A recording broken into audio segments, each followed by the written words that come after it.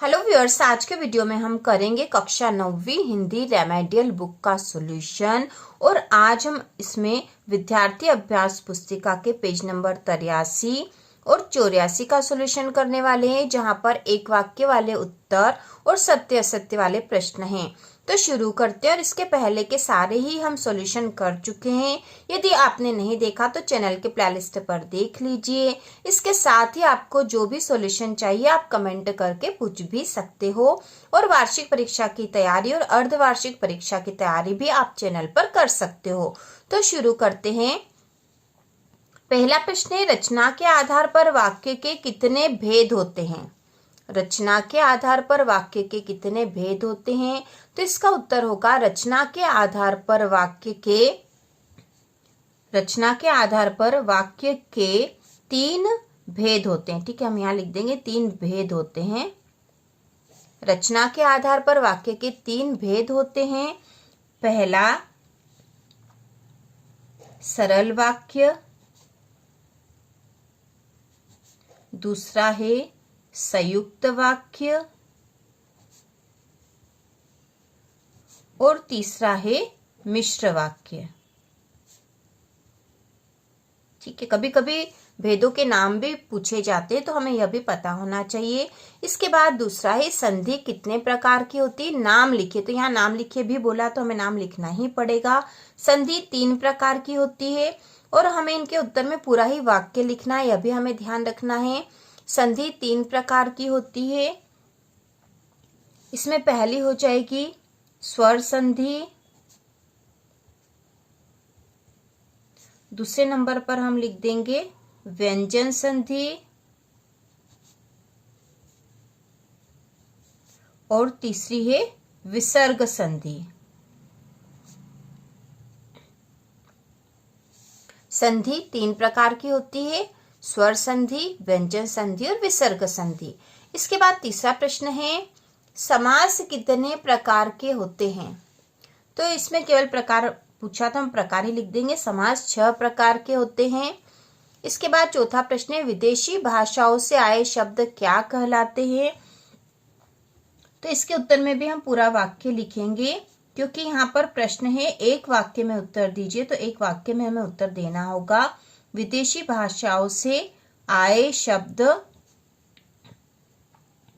विदेशी भाषाओं से आए शब्द आगत शब्द कहलाते हैं। आगत शब्द कहलाते हैं, इसका उत्तर होगा। इसके बाद पांचवा है, किसी कार्य को करने या होने का बोध कराने वाले शब्द क्या कहलाते हैं? किसी कार्य को करने या होने का बोध कराने वाले शब्द क्या कहलाते हैं? तो इसका उत्तर होगा किसी कार्य को करने या होने का बोध कराने वाले शब्द क्रिया कहलाते हैं। तो इस तरह से हमें पूरे वाक्य में उत्तर लिखना है। किसी कार्य को करने या होने का बोध कराने वाले शब्द क्रिया कहलाते हैं। इसके बाद छठा है, अंधकार का तद्भव रूप लिखिए। अंधकार का तद्भव रूप लिखना है, तो इसका उत्तर होगा अंधकार का तद्भव रूप अंधेरा है। अंधकार का तद्भव रूप अंधेरा है। इसके बाद सातवां है, आंखों का तारा का अर्थ लिखिए। तो इसका उत्तर होगा आंखों का तारा का अर्थ बहुत प्यारा है। बहुत प्यारा है। ठीक है, आंखों का तारा का अर्थ होता बहुत प्यारा। इसके बाद है आठवां, प्रथम पद प्रधान हो तो कौन सा समास होगा? प्रथम पद प्रधान हो तो कौन सा समास होगा? तो समास का भी पूरा डिटेल एक वीडियो चैनल पर आने वाला है, जिससे आप समास पूरी तरह से समझ जाओगे और उसमें इंपॉर्टेंट समास भी दे रखे होंगे। प्रथम पद समास हो तो अव्ययी भाव समास होगा। अव्ययी भाव समास होगा। इसके बाद नौवां है, लोक में प्रचलित उक्ति क्या कहलाती है? तो इसका उत्तर होगा लोक में प्रचलित उक्ति, लोक में प्रचलित उक्ति लोकोक्ति कहलाती है।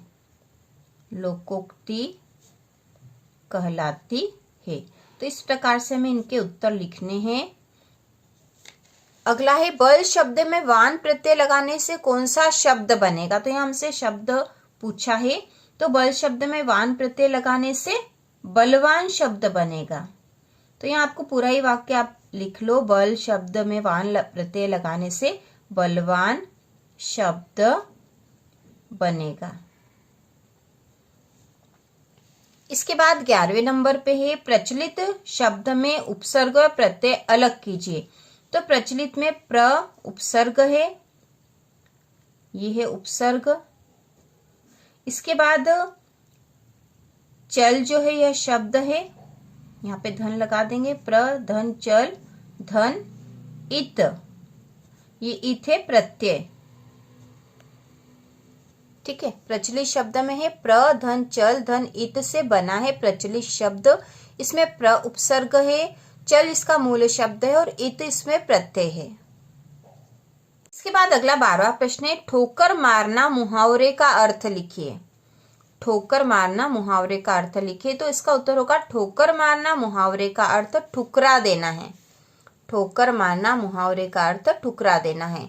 इसके बाद 13 नंबर पे है टीला शब्द, टीला खड़ा होना मुहावरे का अर्थ लिखिए।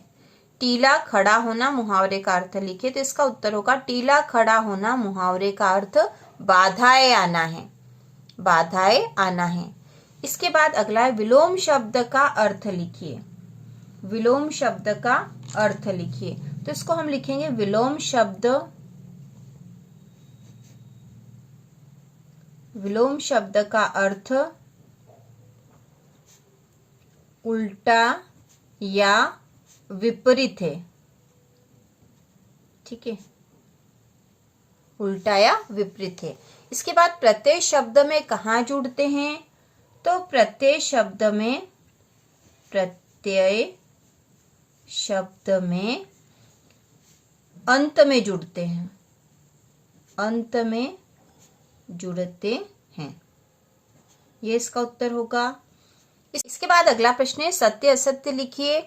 इसमें पहला विचार विनिमय के माध्यम को भाषा कहते हैं। तो यह कथन सत्य है। दूसरा है राम पढ़ता है संयुक्त वाक्य है।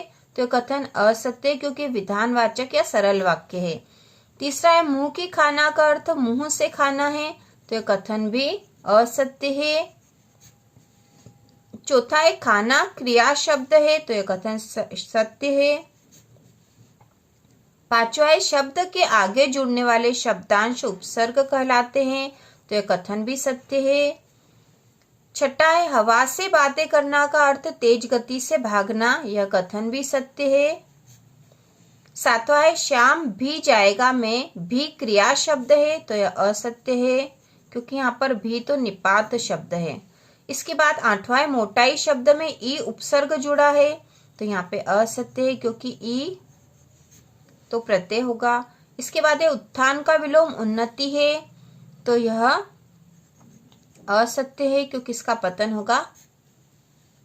उत्थान का विलोम शब्द होता पतन। इसके बाद है किरण शब्द का पर्यायवाची रश्मि है। तो यह कथन सत्य है। भूपति में ती उपसर्ग है। तो कथन असत्य है। दंड का विलोम सजा है। तो यहाँ पे असत्य है क्योंकि दोनों पर्यायवाची शब्द हो जाएंगे। इसके बाद है अश्रु का तद्भव रूप आंसू है। तो यह कथन सत्य है। आग का तत्सम रूप अग्नि है। तो यह कथन भी सत्य है। और 15 नंबर पे वे शब्द जो संस्कृत से अपरिवर्तित रूप में हिंदी में ग्रहण किए जाते हैं तद्भव कहलाते हैं।